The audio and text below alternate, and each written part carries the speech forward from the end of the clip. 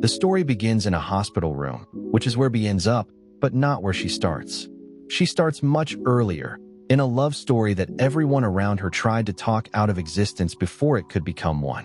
Sharon and Derek met and fell in love with the specific completeness of people who have never learned to hedge their feelings. Derek's mental development stopped at 12 after a drunk driving accident that rearranged what his brain was capable of. Sharon's brain did not fully develop, which led the people around her to conclude she could not live independently. None of this stopped either of them from recognizing something in the other that was worth staying close to. They got married. Their families were uncertain but reluctantly approved, the way families approve of things they cannot stop without becoming the villain of the story. Derek's mother, Loretta, wanted Sharon sterilized. That Sharon needs to be sterilized. We can't... It's pretty clear. She did not believe this couple could raise a child. Why on earth would we do that when we can just get them a divorce? Sharon's mother, Peg, objected. Sharon's father, Earl, who had spent 21 years raising his intellectually disabled daughter like a child, did not want another dependent. They decided to wait and see, operating under the assumption that the newlyweds were not particularly interested in anything romantic. Shortly after the wedding, Bee was born. Sharon named her after Bambi, her favorite cartoon character.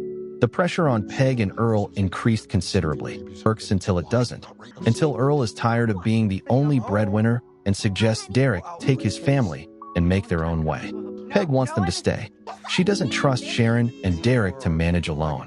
Derek decides they must go. They move to Nevada, live briefly in a van, and eventually buy a house.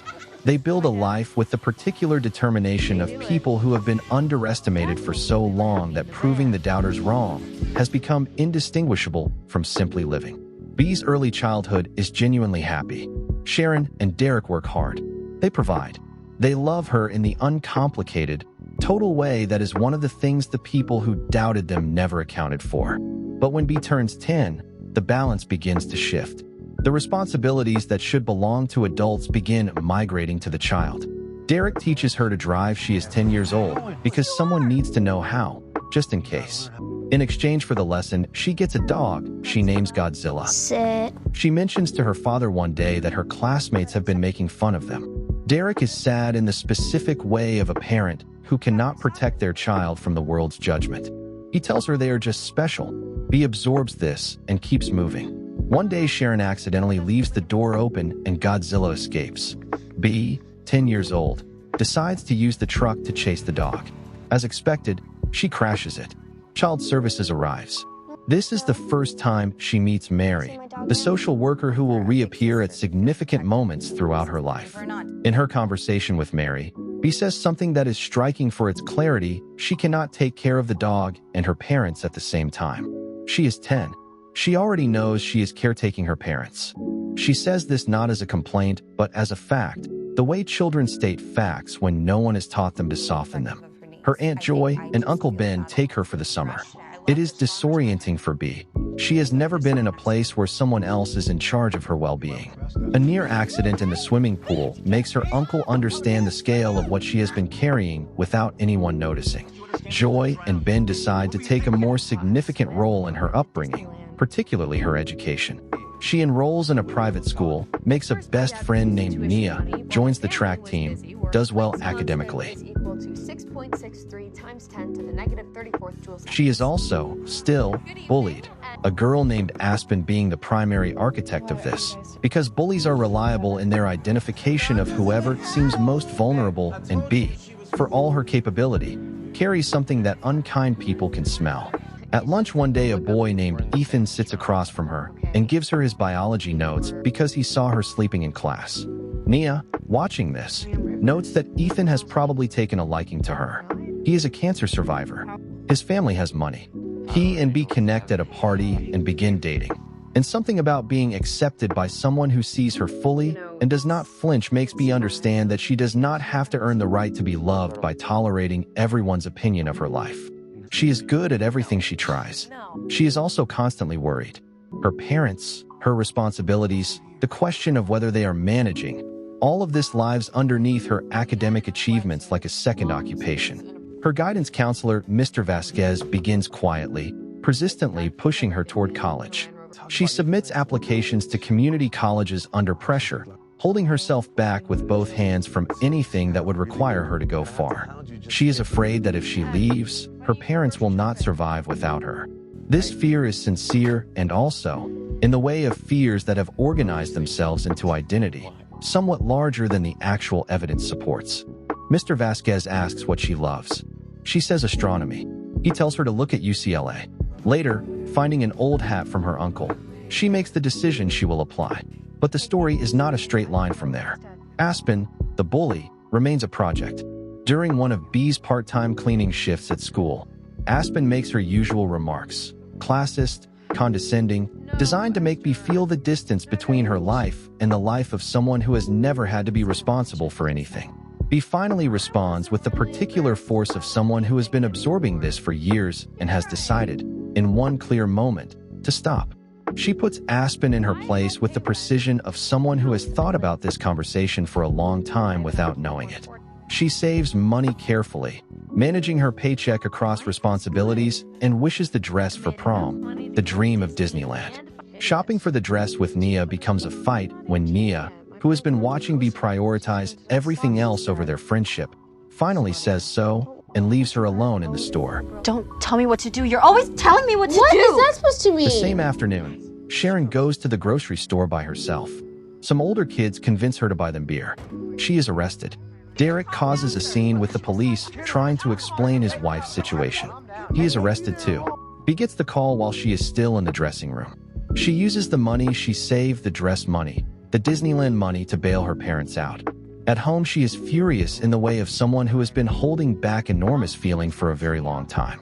She learns that her father lost his job the previous month and said nothing, and that he has been stopping Sharon from collecting disability payments because he does not believe she is disabled. She is special, he says.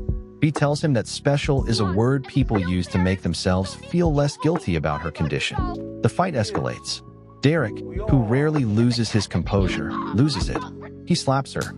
B has been building resentment for years without knowing where to put it. Now she knows. The following day, she tells Mr. Vasquez she has decided not to go to UCLA. She cannot leave. Her parents need her. She takes Ethan home instead of going to class and tells him her fears. He listens and then says something true in a way that is also unkind in its timing. Her parents managed when she was a baby, he says, and they will manage if she goes to college. He thinks she is using them as a reason to avoid facing her own life. B, stung, says something back that is also true and also unkind, that she might need to take care of him too if his cancer returns. Ethan ends the relationship. She goes to Nia's. She apologizes. Nia has a prom date now, and B encourages her to go without guilt about the fact that B will not be there. She helps Nia get ready and then goes home to manage what remains of her life with the quiet competence of someone who has been doing this since she was old enough to hold a responsibility. She decides to sell raffle tickets for a school trip to Las Vegas, a way to keep moving towards something. She drinks a bottle of whiskey first, alone, feeling the specific loneliness of a person who has been strong for too long without enough people noticing. In this state, she accepts a ride from a classmate's older brother named Andy. He assaults her in the car. His friend, who is driving, does not stop until B tries to jump from the moving vehicle. Andy follows her outside and pulls at her arm. She throws up. She slips. Her head hits the ground. She loses consciousness. The boys panic. They leave her outside the hospital and drive away. She wakes up. She tells her family she loves them. The social worker Mary conducts her review and B asks if her family is the craziest she has ever seen. Mary says they are not. Ethan visits that night and apologizes. They find their way back to each other. B recovers.